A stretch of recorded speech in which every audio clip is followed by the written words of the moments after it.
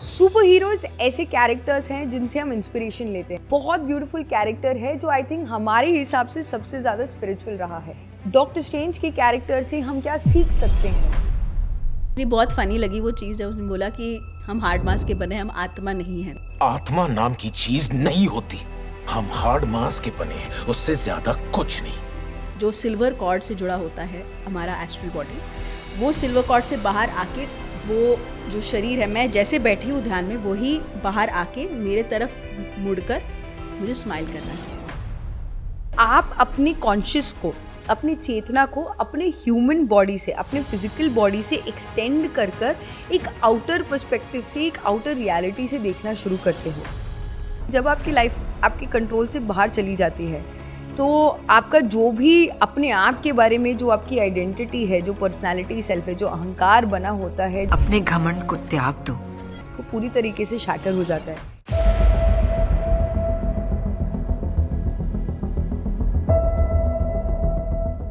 Films entertainment का एक perfect medium है और जब फिल्मों में एक ऐसे कैरेक्टर्स और स्टोरी बिल्ड होता है जिससे हम एक मैसेज ले जाते हैं, फिल्म्स बन जाते हैं हमारे लिए एक इंस्पिरेशन, एक सोर्स ऑफ विजडम।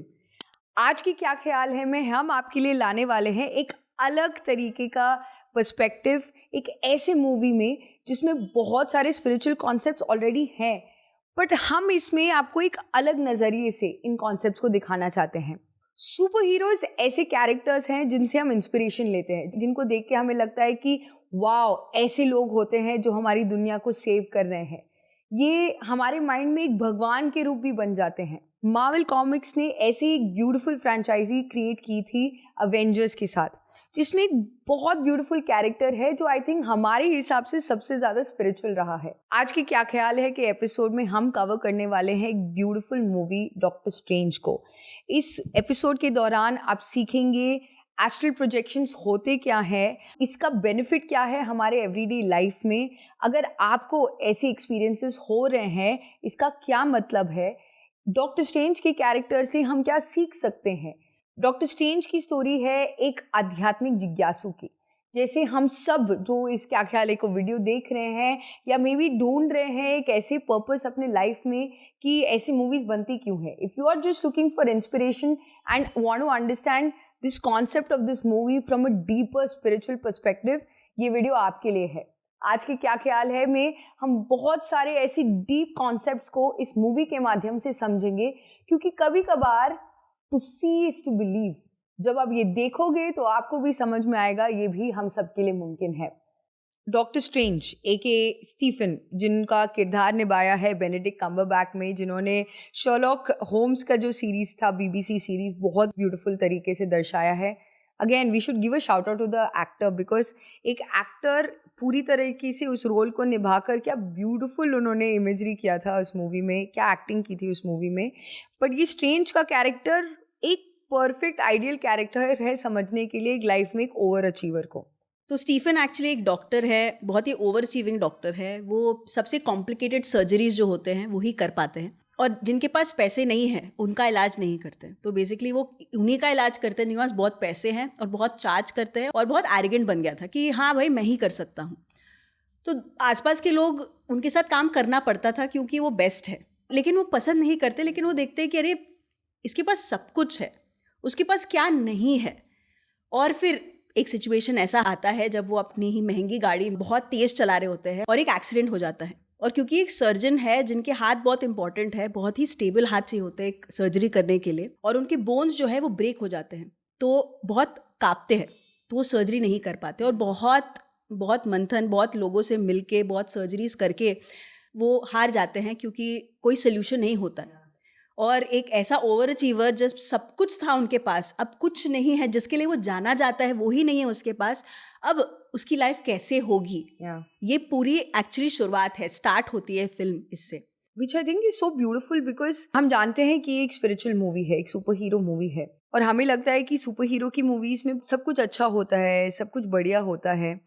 बट अगर हम एक्चुअली अपनी खुद की जर्नी भी देखें, एक आध्यात्मिक साधक की जर्नी को देखें, जब तक हमें लगता है कि लाइफ का कंट्रोल हमारे हाथ में है तो लाइफ एक तरफ जारी होती है। The first step for us to enter spirituality जब आप रियलाइज करते हो कि कुछ भी आपके कंट्रोल में नहीं है. एंड इसको बहुत ब्यूटीफुली इस मूवी में दिखाया भी गया है कि जब आपकी लाइफ आपके कंट्रोल से बाहर चली जाती है तो आपका जो भी अपने आप के बारे में जो आपकी आइडेंटिटी है, जो पर्सनालिटी सेल्फ है, जो अहंकार बना होता है, जो आपके अस्तित्व को मैं हूँ करके बार बार वो याद दिलाते रहता है, वो पूरी तरीके से शैटर हो जाता है. And that is the most vulnerable place जहाँ पर हर एक आध्यात्मिक साधक की जर्नी की शुरुआत होती है. भले वो एक फिजिकल ट्रेजेडी का हो सकता है, भले वो मे बी जॉब लूज करने का हो सकता है, एक लव्ड वन को अपने जीवन में खो बैठने का हो सकता है, बट ये सारे संघर्ष एक लो पॉइंट से ही एक ब्यूटीफुल जर्नी शुरू होती है, and which is the story of doctor strange.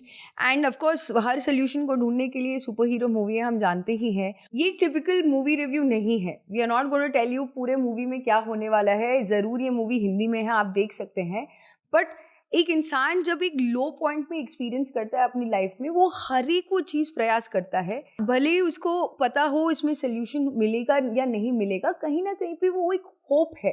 ये बहुत ब्यूटीफुल स्टोरी है होप की, कि किसी भी परिस्थिति में हमें विश्वास रखना चाहिए कि कुछ तो होगा जो मेरे जीवन में मुझे सोल्यूशन मिलेगा.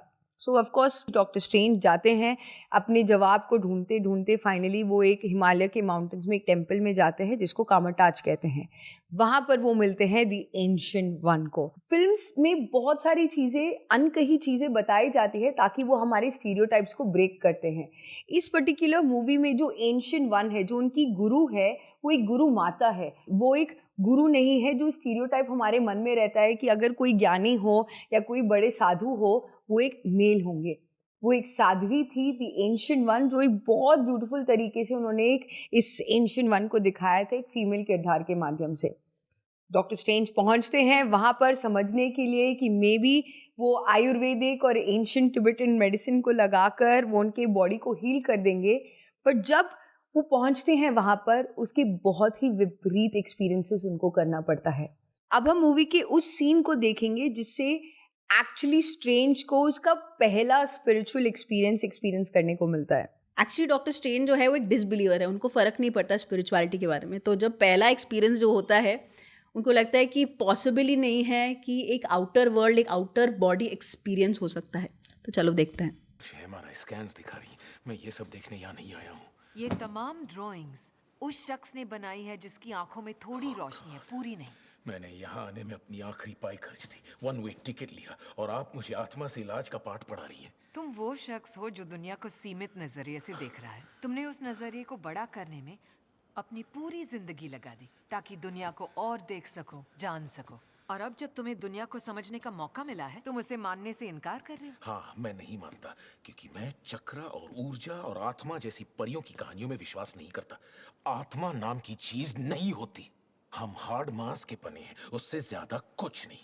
हम बस एक बड़े ब्रह्मांड के अंदर पल भर के लिए जन्मे एक छोटे से कण हैं. तुम खुद को कमजोर समझते हो. ओह, आपको लगता है आप मुझे समझती? बिल्कुल नहीं, पर मैं आपको पूरी तरह समझ गया हूँ.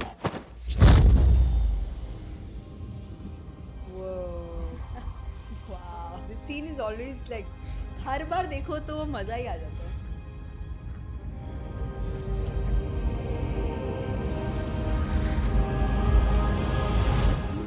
आपने अभी ये क्या किया? मैंने तुम्हारी आत्मा को तुम्हारे शरीर से बाहर धकेल दिया. चाय में क्या था? कोई जादू, नशा? बस चाय और थोड़ा सा शहद. तो एक्चुअली जब वो बोलते हैं कि हम हार्ड मास के बने हैं, हम आत्मा नहीं हैं, व्हेन आई स्टार्टेड मेडिटेशन, मैं जानती थी कि हाँ यार, हम शरीर नहीं हैं, हम आत्मा है, लेकिन वो एक्सपीरियंस नहीं था. मैं जानती तो हूँ लेकिन मैं मानती नहीं थी. इतनी डिसबिलीवर तो नहीं थी जितना डॉक्टर स्ट्रेंज थे, but what is the real truth. So my first experience, मैं अपने आप में बहुत एक्सपेरिमेंटेटिव मोड में चली गई थी. जब मैं जानना चाहती हूँ कि मैं आत्मा हूँ तो कैसे. So my first out of body experience मेरे ही बेड पर मैं ध्यान कर रही थी. आप बोल सकते हो एक कॉन्शियस एस्ट्रल प्रोजेक्शन है जहाँ पे मेरी एस्ट्रल बॉडी जो है ध्यान के दौरान कॉन्शियसली मेरे ही जो सिल्वर कॉर्ड से जुड़ा होता है हमारा एस्ट्रल बॉडी, वो सिल्वर कॉर्ड से बाहर आके वो जो शरीर है, मैं जैसे बैठी हूँ ध्यान में, वही बाहर आके मेरे तरफ मुड़कर मुझे स्माइल कर रहा है. So that's my first out of body experience. First few months into meditation, जब I started to not just know, जैसे वो पहली बार उन्होंने किया, I felt it that when your body comes out, when your astral body comes out of your body, that feeling is exactly how I saw it. Actually what is interesting actually इस scene में कि बहुत सारे लोगों को लगता है कि out of body experiences induce होते हैं, एंड इनफैक्ट ये एक मिथ्या भी है कि आउट ऑफ बॉडी एक्सपीरियंसेस जब हम ड्रग्स करते हैं, जो केमिकल इंड्यूस्ड एक्सपीरियंसेस होते हैं, या बहुत हैवी मेडिकेशन हम एक्सपीरियंस करते हैं, ब्रेन सीजर्स होते हैं, या बहुत एक्सट्रीम माइग्रेन अटैक्स होते हैं, तो we do experience out of body experiences. Strange इसमें कहता है कि मेरे चाय में कुछ मिलाया तो नहीं था तुमने, कोई साइकेडेलिक्स जिसकी वजह से मुझे ये आउट ऑफ बॉडी एक्सपीरियंस हो रहा है, ये कॉमन मिसकंसेप्शन है. But conscious out of body experience, जैसे आपने कहा, मेडिटेशन में ही मुमकिन होता है. It's the easiest way in which we can have an out of body experience. Out of body experience literally इस सीन में एक बहुत ब्यूटीफुल तरीके से बताया गया है कि आप अपने कॉन्शियस को, अपने चेतना को अपने ह्यूमन बॉडी से, अपने फिजिकल बॉडी से एक्सटेंड कर एक आउटर पर्सपेक्टिव से, एक आउटर रियलिटी से देखना शुरू करते हो. एंड ये साइंटिफिक तरीके से बहुत सिंपली समझाया जा सकता है, क्योंकि हमारे ब्रेन में एक जंक्शन है, इट्स कॉल्ड द टेम्पेरोपैरेटल जंक्शन, जो एक्चुअली हमारे पांचों सेंसेस को, जो हमारे 5 ज्ञानेंद्रिया है, उसको कंबाइन करके हमें एक एक्सपीरियंस दिलाता है. यानी कि जहाँ पर मैं हूँ और जो मैं देख रही हूँ, दोनों का जो मिलन है, ये हमारे ब्रेन का वो पार्ट का फंक्शन होता है कि ये लोब उसको एक एक्सपीरियंस हमें कराए कि जो मैं देख रही हूँ और जहाँ पर मैं हूँ, उन दोनों का मिश्रण कर एक अनुभव देता है ताकि मेरा ब्रेन कॉम्प्रिहेंड कर सके. बट एस्ट्रल प्रोजेक्शन या आउट ऑफ बॉडी एक्सपीरियंस में कहीं ना कहीं पे ये वाला जंक्शन किसी ना किसी कारण बंद हो जाता है, विच मीन्स दैट जो आप देख रहे हो और जहाँ पर आप फिजिकली हो उसमें डिफरेंस हो जाता है. तो ये गैप हो सकता है. इसको फिजिकली हम एक्सप्लेन कर सकते हैं कि हम टाइम स्पेस रेल्म के बियॉन्ड चले जाते हैं जब हम एक एस्ट्रल रेल्म, यानी कि हमारे emotional body, mental body, desire body के स्टेट में हम अपने आप को एक्सपीरियंस कर सकते हैं. एंड इस सीन में बहुत अद्भुत चीज़ ये है कि जो हमारे पारंपरिक तौर पर जो हमें गुरु शिष्य के संबंध में बताया जाता है, डेफिनेटली, एंड हमने बहुत सारे ऐसे वीडियोस भी देखे हैं, where a Guru places their hand on the third I and instantaneously बहुत मिस्टिकल एक्सपीरियंसेस आने लगते हैं. It's exactly that. Guru tap कर पाता है उस एनर्जी फील्ड में जिससे वो आपको कॉन्शियसली वो एस्ट्रल एक्सपीरियंस वो आपको दिला सकते हैं. And now with the dimensional shift, जैसे सभी लोग बात कर रहे हैं 5D शिफ्ट के बारे में, फोटोन बेल्ट में एंटर हो गए हैं और पूरी एनर्जी शिफ्ट हो रही है. जैसे पहले ज़माने में जैसे परकाय प्रवेश, आउट ऑफ बॉडी एक्सपीरियंस बहुत ही प्रोफाउंड चीज़ जो केवल कुछ ही लोग कर पाते हैं. जैसे आदि शंकराचार्य जी इसके बारे में बहुत लिखा है. जैसे आपने कहा कि उस ज़माने में एक गुरु की टच के द्वारा वो एक्सपीरियंसेस आप कर सकते हो. अब एनर्जी इतना शिफ्ट हो गया है केवल ब्रेथ के द्वारा, just by being with your natural breath, जो हम ब्रेथ मेडिटेशन में करते हैं, you can just connect and go out of body. इतने सारे वीडियोस हमने PMC हिंदी में किया है about astral body, astral projection. उनको लग रहा है कि मुझे कोई सिखा दो कैसे करते हैं. एक्चुअली एस्ट्रल बॉडी, हम हर रात में जब हम सोते हैं, हमारी एस्ट्रल बॉडी बाहर निकलती है और नेचुरली निकलकर हमारे जो सिल्वर कॉर्ड से कनेक्ट होकर जो निकल जाता है और फिर वापस हमारे शरीर में आ जाता है. तो अगर जैसे हमें रात को बीच में हमें वॉशरूम जाने का मन करे, आपका एस्ट्रल बॉडी वापस आएगा. कई लोगों को ये फियर रहता है कि अगर मेरा एस्ट्रल बॉडी बाहर निकल गया, क्या कभी वापस आ पाएगा? ये ऐसे डेथ का स्थिति तो नहीं है. और जब आप मृत्यु के निकट होते रहते हैं, आपकी जो ये सिल्वर कॉर्ड है धीरे धीरे पतली होने लगती है और वो जब कट जाती है तब हम डिक्लेयर कर सकते हैं कि मृत्यु हो गई है. इसलिए परमानेंट एस्ट्रल प्रोजेक्शन हो जाता है. एंड थर्ड आई, जब वही कई लोग क्यों सिद्धियाँ क्यों कहते हैं कि उनके पास चले जाओ, पता चल जाएगा आप कब तक जियोगे. इसका मतलब यही है कि आपके जो बियॉन्ड सेंसेस है उसके द्वारा देख पाना. And that is what daily meditation करना बहुत इंपॉर्टेंट है, क्योंकि आपको किसी और के पास जाने की ज़रूरत नहीं है. You have it with in you. तुम नदी को काबू नहीं कर सकते. तुम्हें उसके बहाव के आगे झुकना होगा, उसकी ताकत को अपना बनाना होगा. क्या उसके आगे झुककर उसकी ताकत को अपना बनाओ? इसका तो कोई मतलब नहीं बनता. हर चीज का मतलब नहीं होता, जरूरी नहीं कि हो. तुम्हारा ज्ञान तुम्हें काफी ऊंचाई तक ले गया है, पर और आगे नहीं ले जा पाएगा. समर्पण कर लो स्टीवन, अपने घमंड को त्याग दो और तुम्हारी ताकत और बुलंद हो जाएगी. तो कॉन्शियस माइंड बिलीव नहीं करना चाहिए.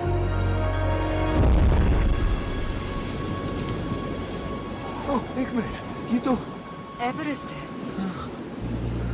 है ना? खूबसूरत। ठीक है, खूबसूरत बेहद ठंडा, खूबसूरत। इस तापमान में इंसान सिर्फ 30 मिनट तक ही रह सकता है, उसके बाद सारा शरीर बेजान हो जाता है। वाह, और हो सकता है तुम 2 मिनट में ही होश खो बैठो। क्या? समर्पण स्टीवन।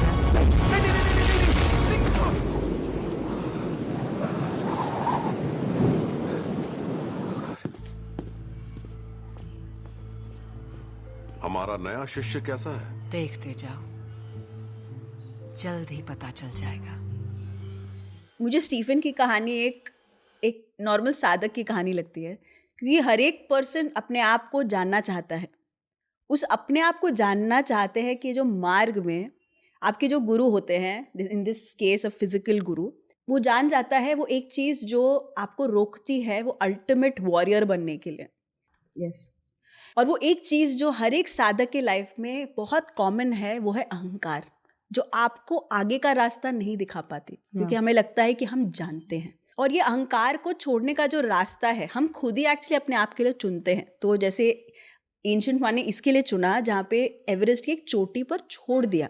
अब एक अहंकारी स्ट्रेंज बोलेगा कि मैं तो कुछ भी कर सकता हूँ, लेकिन जब ऐसे पॉइंट पे जो आपके पास कुछ नहीं है, and the only thing you need to do is believe in yourself, not believe in the past, मैंने क्या क्या उखाड़ा है वो फर्क नहीं पड़ता। हियर एंड नाउ में अब अपने आप के साथ आप कैसे बिहेव करते हो, आप इस हियर एंड नाउ में इस सिचुएशन से कैसे बाहर आते हो, ये एक ट्रू वॉरियर, एक ट्रू मास्टर कहलाया जाएगा। And that is what this scene for me is. Does he win or not, क्या वो जीतता है कि नहीं, क्या वो अहंकार को ड्रॉप कर पाता है कि नहीं। एंड जो बताया है उन्होंने तकनीक अपने अहंकार को ड्रॉप करने के लिए, उन्होंने बताया है समर्पण।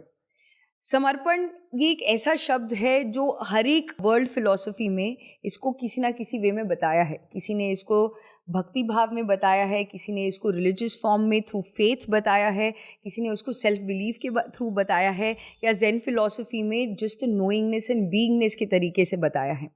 बट जो रियल सरेंडर है, जो इस पर्टिकुलर सीन में बहुत स्ट्रांगली बताया जाता है, दैट इज टू अंडरस्टैंड कि जो भी ज्ञान आपने अभी तक अपने जीवन में पाया है वो आपको कुछ ही हद तक लेके जा सकता है। अगर आप सही मायने में अननोन में जाना चाहते हो, जो एक नई दुनिया जो अभी आप आविष्कार खुद करना चाहते हो, एक रियलिटी जो आप खुद क्रिएट करना चाहते हो अपने लिए, उसमें अगर आप प्रवेश करना चाहते हो तो सबसे पहली चीज़ जो आपको करनी है वो है अपने आप को पूरी तरीके से समर्पित कर देना। समर्पित किसके प्रति? अगर किसी सिचुएशन में आप कुछ एक्सपेक्टेशन रखते हो तो वो एक्सपेक्टेशन ना रखना, कुछ भी हो जाए उसको एक्सेप्ट करना, उसके प्रति हम समर्पित हो सकते हैं। मे भी समर्पित हो सकते हैं कि आप अपने जीवन में कुछ इच्छा रखते हो और कहीं ना कहीं पे आप सोचते हो कि मैं नहीं जानता मेरे लिए क्या सही है, बट मैं ये जानता हूँ कि मेरे लिए जो सही है वो ज़रूर होगा। उस डिज़ायर के प्रति समर्पित हो जाना, या वेरी सिंपली एक्सेप्टिंग कि जो भी मेरे जीवन में जिस भी परिस्थिति में मैं आज हूँ, हियर एंड नाउ में, जैसे आपने कहा, उसको आप पूर्ण तरीके से स्वीकारते हो। अहंकार हमें क्या करता है, इसको अपने नज़रिए से देखने की कोशिश करता है कि ये मैं अपने लिए कैसे बेनिफिशियल बना सकूं। बट समर्पण भाव जो एक सोल की क्वालिटी है, एक आत्मा का गुण है, वो कहता है कि जो भी है वो अच्छे के लिए ही है। ये बहुत इम्पॉर्टेंट है हमें समझना कि हमारी स्पिरिचुअल जर्नी में अगर हम रियली आगे बढ़ना चाहते हैं, जो हम डॉक्टर स्ट्रेंज की तरह एक सुपर हीरो बनना चाहते हैं, हमारे एवरीडे लाइफ में, हमारी जो रोज़मर्रा की ज़िंदगी में जो हम एक छोटी खुशियाँ जो दूसरों को दे सकते हैं, अपने लिए अपने जीवन को कैसे हम और निखार सकते हैं, तो एक चीज़ हम ज़रूर अपने लाइफ में इनकॉर्पोरेट कर सकते हैं, वो है टू ड्रॉप द ईगो। अगर ड्रॉप द ईगो बहुत डिफिकल्ट लगता है समझने में, तो हम उसको समझ सकते हैं समर्पण के तरीके से। समर्पण एक बहुत ब्यूटीफुल शब्द है जिसके पीछे बहुत गहरा मीनिंग है। एक साधक की साधना बढ़ने लगती है, एक जागरूकता बढ़ने लगती है, उतना ज़्यादा ये समर्पण का भाव जो है, इसके प्रति जो ज्ञान भी है, उतना आपका बढ़ने लग जाता है। So I really like this format जहाँ पे हम फिल्मों के द्वारा कॉन्सेप्ट्स आप तक पहुँचाते हैं। इस फिल्म में बहुत कुछ और कॉन्सेप्ट भी कवर है, like time travel, intergalactic, interdimensional travel और बहुत कुछ। हमने तो बस एक टिप ऑफ द आइसबर्ग किया है। हमने एक नया फॉर्मेट ट्राई किया है ताकि आप तक स्पिरिचुअल कॉन्सेप्ट्स आसानी से पहुंच सके। फिल्म बहुत इम्पॉर्टेंट मीडियम्स है जिसके द्वारा हम जो कहना चाहते हैं वो बहुत आसानी से विजुअल मीडियम से समझ में आता है। आपको कैसा लगा प्लीज़ कमेंट करके ज़रूर बताएं, और आगे भी अगर आप चाहते हैं कोई फिल्म हम कवर करें ताकि आप और कॉन्सेप्ट को गहराई से समझना चाहते हैं, आपको समझ में नहीं आया है, कमेंट करके ज़रूर बताएं। हम क्या ख्याल है के एपिसोड में फिर लौटेंगे। ज़रूर सब्सक्राइब करें, अगर आप हमें टीवी पर देख रहे हैं तो हमें यूट्यूब पर ज़रूर सब्सक्राइब करें और बेल बटन ज़रूर दबाएं। Thank you.